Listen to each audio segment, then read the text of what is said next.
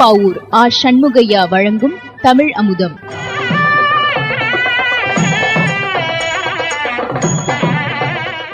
உரோமபாதன் அரண்மனையில் கலைக்கோட்டு முனிவர் இருக்கும் செய்தியையும் அங்கு அவர் வந்த விதத்தையும் வசிட்டர் தயரதனிடம் கூற, தயரதனும் கலைக்கோட்டு முனிவரை உடனே அழைத்து வருகிறேன் என்று தனது அமைச்சர் சுமந்திரன் உட்பட பலர் புடைசூழ தேரில் ஏறினான்.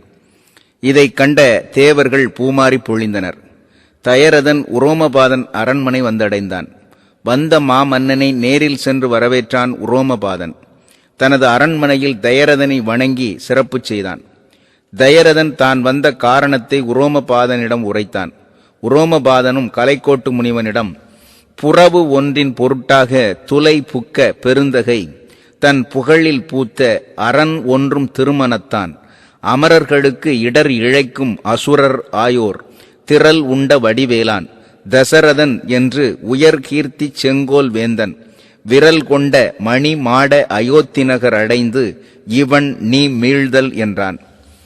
புறாவுக்காக தனது உயிரை ஈந்த சிபி சக்கரவர்த்தியின் குலத்திலே வந்தவன், அறம் நிறைந்த மனத்தை உடையவன், தேவர்களை தீங்கினால் எதிர்க்கும் அசுரர்களை வீழ்த்தியவன். அம்மாமன்னன் தயரத சக்கரவர்த்தியின் அரண்மனைக்கு சென்று வர வேண்டும் என்று கலைக்கோட்டு முனிவனிடம் வேண்டினான் உரோமபாதன். அவ்வரத்தை தந்தோம், தேர் கொண்டு வருக என்றான் கலைக்கோட்டு முனிவன். கலைக்கோட்டு முனிவனைத் தொடர்ந்து தயரதனும் தேரில் ஏறினான். எழுந்தனன் பொறுக்கன ரதம் ஏறினன், பொழிந்தன மலர்மழை ஆசி பூத்தன, மொழிந்தன பல்லியம் முரசம் ஆர்த்தன, விழுந்தன தீவினை வேரினோடுமே. ஆம், கலைக்கோட்டு முனிவனின் யாகத்திலிருந்துதானே படிப்படியாக கதை தொடர வேண்டும். ஆகவேதான் கம்பன் பாடுகின்றான், விழுந்தன தீவினை வேரினோடுமே என்கின்றான். பொழிந்தன மலர்மழை என்று வாழ்த்துகிறான். ஆசி பூத்தன என்கின்றான். மொழிந்தன பல்லியம் முரசம் ஆர்த்தன என்று முழங்குகிறான். அண்டர்கள் துயரமும் அரக்கர் ஆற்றலும் விண்டிட பொலிதரும் வினை வலாளனை குண்டிகை குடையொடும் குலவு நூல் முறை தண்டொடும் பொலிதரு தடக்கையான் என்று கலைக்கோட்டு முனிவனை வர்ணிப்பான் கம்பன்.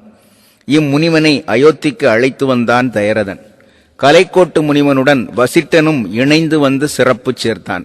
வசிட்டனோடு தயரதன் இருந்த சிறப்பை கலைக்கோட்டு முனிவன் சொல்கிறான்.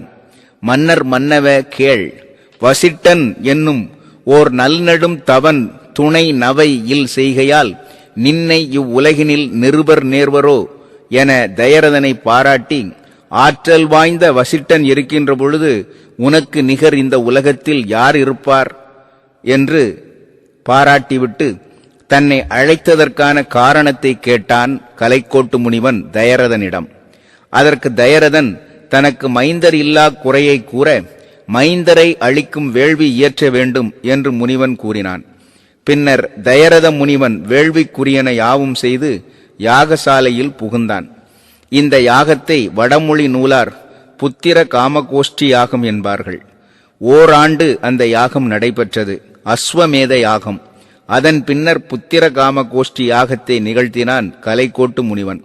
அந்த யாகத்தின் நடுவே சூழ்ந்து எரியும் தீயினைப் போல சிவந்து தோன்றும் தலைமுடியையும் செந்நிற கண்களையும் பெற்ற ஒரு பூதம் அழகிய பொன் தகட்டின் மேலே தூய்மை மிகுந்த அமுதம் போன்ற ஒரு பிண்டத்தை கையில் ஏந்தி கொண்டு வேள்வி தீயிலிருந்து விரைவாக மேலே வந்தது.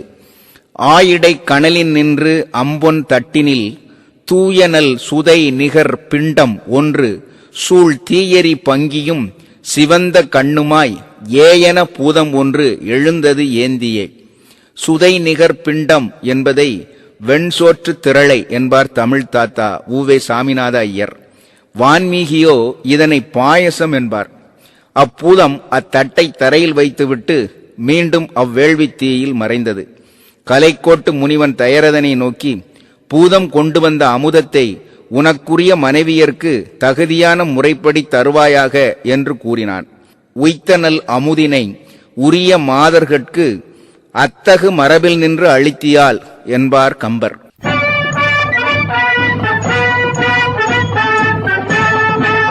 இதுவரை கீழப்பாவூர் ஆ. சண்முகையா வழங்கிய தமிழ் அமுதம் கேட்டீர்கள்.